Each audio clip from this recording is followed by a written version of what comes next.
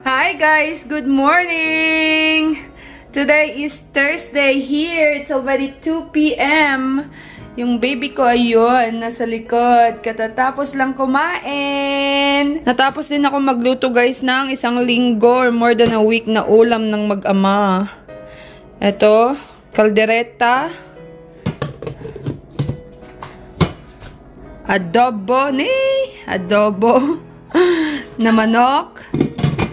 Ito guys, kalderetang manok at pork. Halo. Tapos, nagsangkot sa ako guys ng panahog. Ayan. Limbawa kung magluluto ako ng munggo at kung ano-anong gulay dyan. Ayan, may pangsahog tayo. Bumating na guys itong package ko. Katulad nga guys, ang sabi ko, wala na akong gaanong time na mamalengke, mag-shopping sa store. Kaya, pag may kailangan ako guys na bilhin para sa mga anak ko, online na. And, gustong-gusto kong mamili guys dito sa Carter's kasi may mga points ako, ganyan. Tapos malalaki yung discount nila guys. Okay, buksan natin. Ito ang binili ko guys. Bumili ako ng belt para kay Nathan. May binili ako guys sa kanya sa Walmart na pants na medyo maluwang lang ng konti. Konting-konti lang guys. Pero binili ko na siya kasi matagal naman niyang magagamit. Hindi yung leather yung binili ko guys kasi at least ito hindi siya matutuklap at kapag ka narumihan, pwede lang siyang labhan. So, ito, tela siya, guys. Tapos, bumili ako, guys, ng, ang original price nito, guys, is $30. 35, something like that. Tapos, nabili ko lang siya ng $10. Ayan. Bagong ligo ang bebe. You're playing with your dinosaur? Your blue dinosaur, Triceratops? Let's go? Or you wanna play here by yourself? You're gonna fall down, though. Mommy needs to shower. So guys, para makapag-shower ako, itong ginagawa ko, ilalagay ko lang siya dito sa kanyang stroller or pwede ko naman siyang ilagay doon sa jumper or playpen niya. Pero dito na lang para makaupo siya. Ayan, ganito ang setup namin guys para may matapos ako. Kailangan ko na mag-shower guys kasi parating na si kuya niya galing school. Survive guys, nakapag-shower na ako.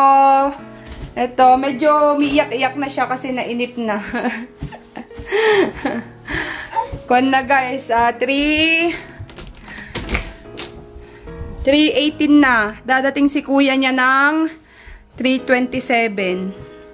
Sakto tapos. Nagalis ako guys ng cover ng couch namin. Natin. Naglaba ako kahapon ng basahan. Natin dyan.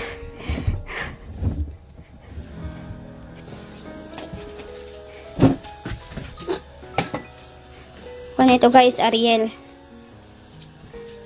Mas gusto ko tong powder guys, kaysa yung liquid. Ayan. Ayan natin. Siguro, towel na lang. Pumayat na ba ako guys? Yes, pumayat na ako. Pumayat na ako ng konti. Okay na to guys, di naman na ako sobrang mataba. So, naglalagay ako ng ganito guys kasi masakit yung likod ko. Baliktad.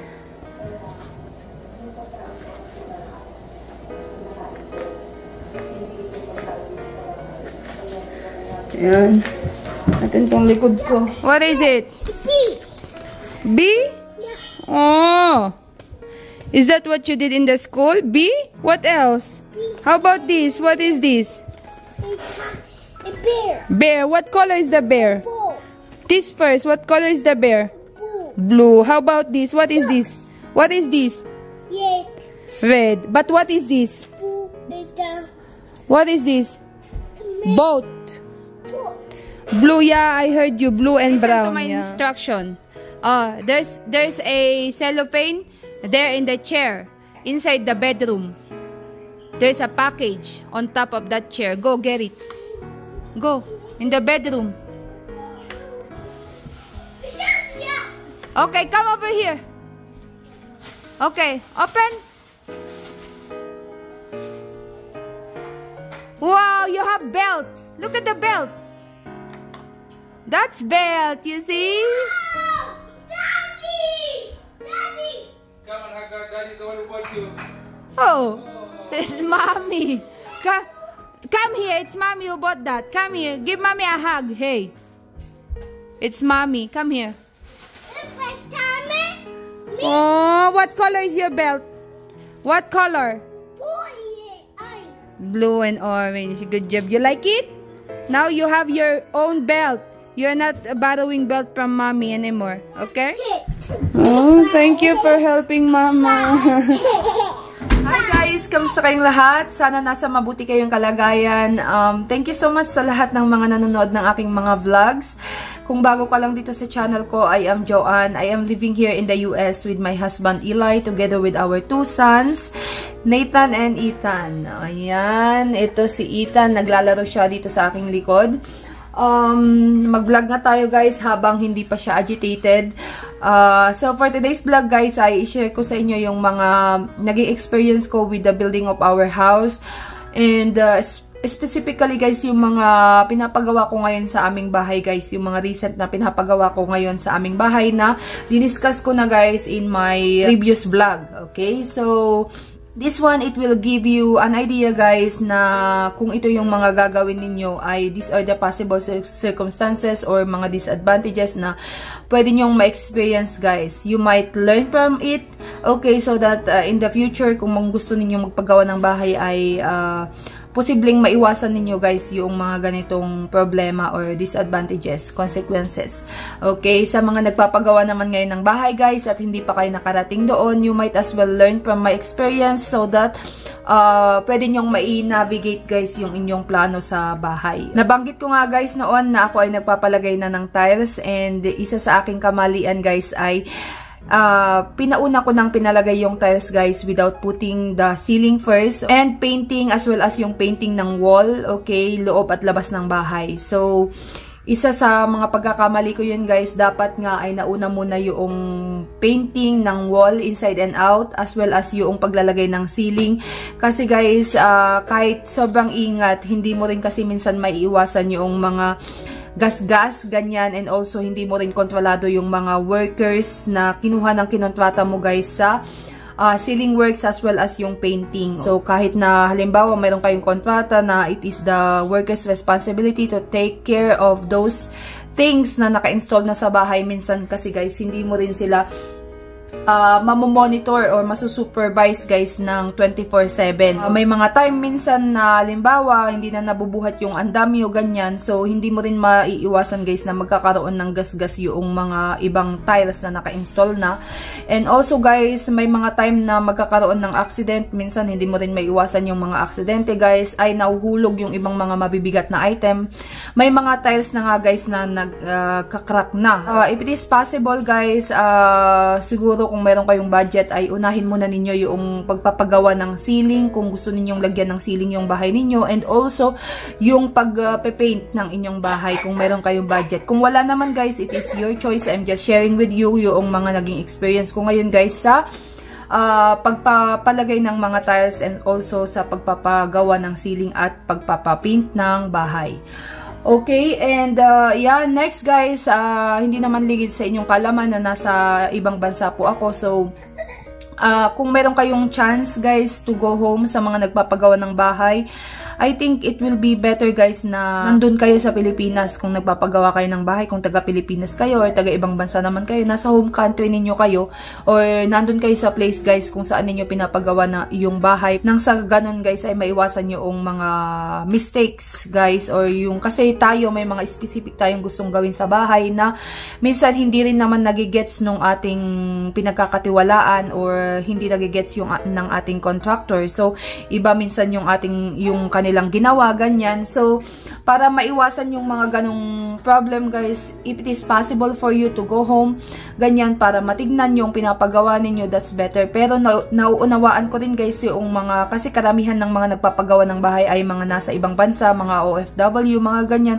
Syempre they need to work kasi yung mga sinasahod nila yun yung mga ginagamit to provide yung mga materials and yung mga kailangan na gastusin para sa pinapagawang bahay. So, kung meron kayong mapagkakatiwalaan guys na someone doon na talagang mamonitor niya, masusupervise niya lahat at mauunawaan niya yung gusto nyong ipagawa, then that's better guys. Ako naman guys ay nasa malayo ako, nandito ako sa US, so wala talagang choice guys, kundi pwede naman akong umuwi guys, kaso nga lang, ito kasing mga anak ko, kasama ko may baby pa ako guys, ayan, 8 months old, and also mayroon akong nag-aaral na toddler, so it's not possible for me to go home and supervise him and talagang tignan ng mabuti yung pinapagawa ko sa bahay.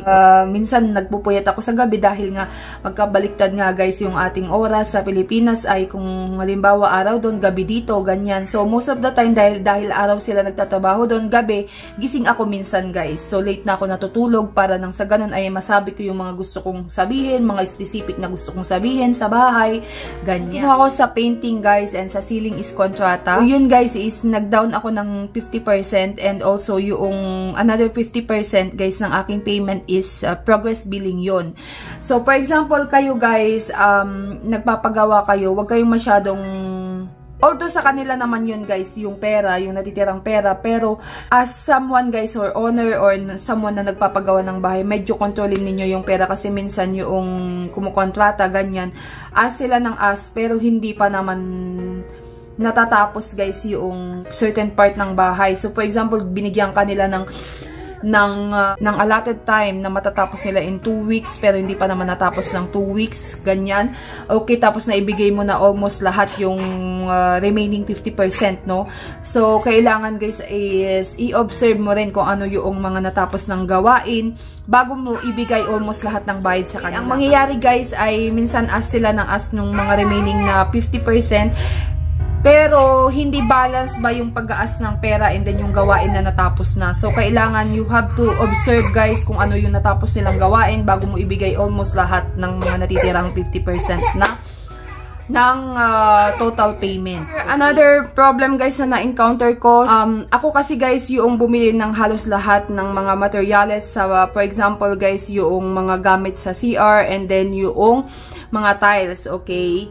If it is possible guys na yung pagbibilhan ninyo ay malapit lang sa inyo. For example guys, ay dun lang sa mismong province, ganyan yung store, that will be better. Kasi yung sa akin guys ay bumili ako ng mga tiles guys sa Nueva Ecija na parang 3 hours or 4 hours drive simula sa amin. Kasi sa mga na-experience ko guys is minsan kasi kung na fully paid mo na yung gamit, ganyan, yung mga binili mo, later on, halimbawa yung mga nabasag na tiles guys, ganyan, pahirapan pa na ibalik, okay? So, isa yun sa na-experience ko guys na sinecure naman nila ako noon na papalitan nila yung mga basag na tiles, but nung gusto ko nang ipapalit guys yung mga basag na tiles, mahirap na silang kausapin. Hindi katulad guys nung bumibili pa lang ako ng mga gamit sa kanila, it is very fast yung transaction guys, ay napakabilis, no?